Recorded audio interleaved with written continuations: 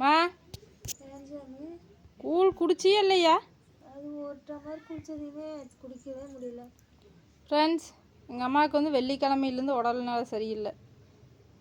Vomit, தலைவலி, காய்ச்சல், வயிற்று வலி எல்லாம். ஏமா இளவரசு ஒரு 2 செட்டு மாத்திரை வாங்கிட்டு வந்து கொடுத்தான்ல, வயிற்றால போறக்கும் காய்ச்சலுக்குமே.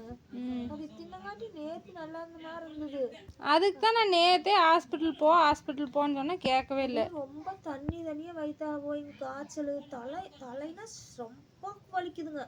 தலையில் என்னாச்சுன்னே தெரியலங்க. ஆனால் இளவரசன் சொல்லிச்சு அந்த மெடிக்கலில் எந்த இதுக்கும் மாத்திரை வாங்கி போட்டால் உடனே டக்குன்னு கேட்குன்னு சொல்லிச்சு. சொத்தப்பழுக்கெல்லாம் எனக்கு அப்படித்தான் நல்லா கேட்டுச்சு அந்த மெடிக்கலில். ஆனால் உனக்கு 2 டைம் மாத்திரை போட்டும் அது கேட்கல. வரும் நல்லா சுறுசுறுப்பாக கொஞ்சம் சாயங்காலம் இருந்ததுங்களா, அதுக்கு முந்தி குளிர் நடுங்கிட்டு அப்படி ஃபீவரு.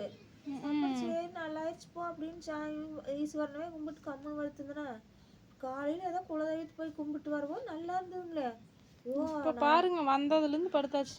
5 மணிலேருந்து அப்படியே சுடுது பயங்கரமா. நீங்கள் சொல்லுவீங்க இப்போ ஹாஸ்பிட்டல் போகலாம்ல அப்படின்னு கேட்பீங்க. ஆனால் இப்போ அந்த கிளினிக் நாங்கள் ரெகுலராக போகிற ஃபேமிலி டாக்டர் வந்து இன்றைக்கி வரமாட்டார். நாளைக்கு காலையில் தான் வருவாருங்க.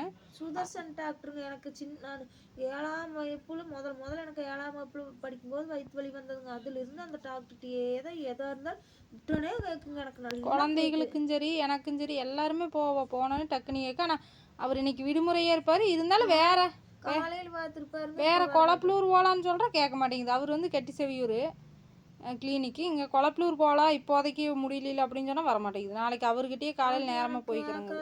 கேட்காது பாப்பா, ஊசி போட்டாலும் எனக்கு. ஆனால் இங்கே கொளப்பலூரில் என்ன ஒரு பிரச்சனைனா டேப்லெட்டு தான் அதிகமாக கொடுத்துருவாங்க. அதுதான் பிரச்சனைங்க. அதனால் இப்போ வந்து கூழ் வச்சு கொடுத்தேன், குடிச்சிட்டு டேப்லெட்டு காய்ச்ச குடிக்கிறியா? அது அப்புறம் குடிச்சுக்கிறேன். 8 மணிக்கு டான்னு வந்துடுவாருங்க சுதர்சன். இன்னைக்கு வந்து ஹாலிடேங்கிறதுனால காலையிலேயே பார்த்துருப்பாருங்க 10 மணி வரையில், 8 மணிலேருந்து.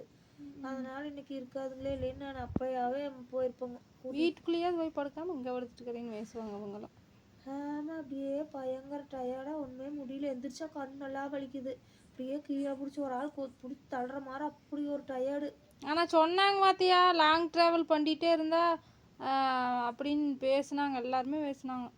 வெள்ளிக்கிழமை அன்னைக்கு ஒர்க்குக்கு போயிட்டுங்க, மதியானம் ஒரு 12 மணிக்கு கொஞ்சம் சாப்பிட்டதாங்க நண்பர்களே. 3 நாளாக சாப்பாடு இல்லைங்க. நேற்று நைட்டு 3 இட்லி, அது சின்ன அப்படியே பனியாச்சோடு இட்லியாக இருங்காட்டி 3 சாப்பிட்டு கஷ்டப்பட்டு.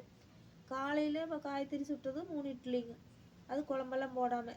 மதியானம் சாப்பிடவே இல்லை. ஐயோ, சோறே திங்கவே முடியலையே. சோத்தை பார்த்ததே திங்க. மோர் மட்டும் கொஞ்சம் குடிச்சேன். மோர் மட்டும் ஒரு டம்ளருக்கு இருக்குன்னு வாங்கி கொடுக்க சொல்லி குடிச்சேன். இப்போ கூழ் ஒரு டம்ளர் குடிச்சிருக்குது.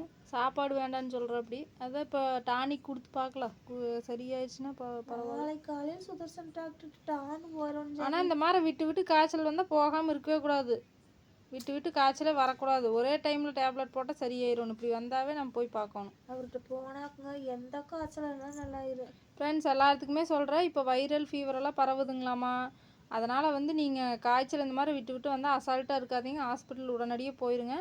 நாங்கள் காலையில் உடனடியாக போயிடுவோம். இப்போ வந்து சிரப்பு இருக்குது, அது நல்லா கேட்கு. கவர்மெண்ட்டில் கொடுத்த சிரப்பு அதை தான் கொடுக்கணும். இப்போ பேராசிட்டமலும் இருக்குது, அதை குடிச்சுப்பாரு, நல்லா கேட்கு. அது நல்லா கேட்கு. என்ன பண்ணுறதுன்னு தெரியல.